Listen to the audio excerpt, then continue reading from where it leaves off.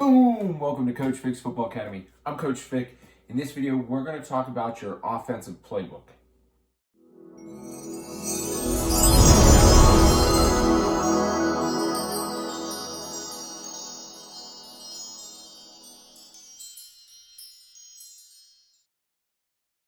In this video, we're going to talk about developing your offensive playbook. Now, in the youth and high school level, it's totally different than college and in the professionals.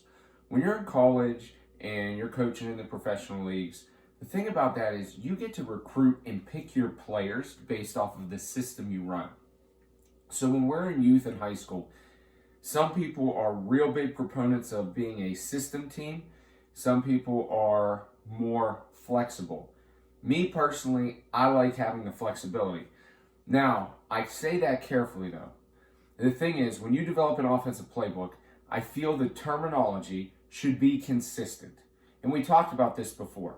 So when we talk about the terminology, we're using the same names for the formations, for the plays, for how we direct our running backs, our quarterbacks, our linemen, and our skill guys at receiver. But what I like to say is you develop the playbook around the players you have using the same terminology, but what you want to do is you want to make sure that you're implementing a solid game plan for your team. I'll give you an example. So when I played in high school, my sophomore year, we ran an I. We ran a basic pro I formation. We had a fullback, a running back that was really good, and we ran like dive, ISO, those types of plays. Now, when I was a junior, we did not have a fullback. So we went with more of a spread, and we did a lot of counters and play actions. Though we changed the system that we were running, our terminology was the same. So as players, we didn't lose anything. We just changed how our formation sets were and the types of plays we ran. And then when I was a senior, what we did is we went to an option style. Not triple option, but midline and veer. So we ran options out of a spread type set that was more effective. So you see, in 3 years, we went from a pro I to a spread counter to a spread midline veer. But the key was everything was the same terminology-wise.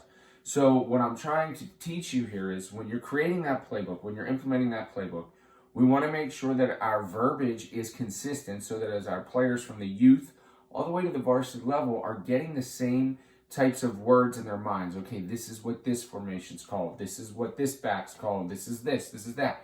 So we're getting used to the terminology. That way, when you get up to the varsity level, which is the Friday Night Lights, what you're able to do is you are able to adjust to the skill sets you have, but not drop a beat because your terminology is all the same.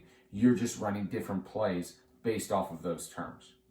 So when you develop that offensive playbook, especially at the varsity level, I think it is very valuable to assess your talent to see what style of offense you're going to run, but use the same terminology that we've created for our youth to middle school to varsity level. As always, we thank you all for taking your time to watch us. We hope you are learning and taking things away that you can take back to your program and start implementing today to have a successful program as you grow.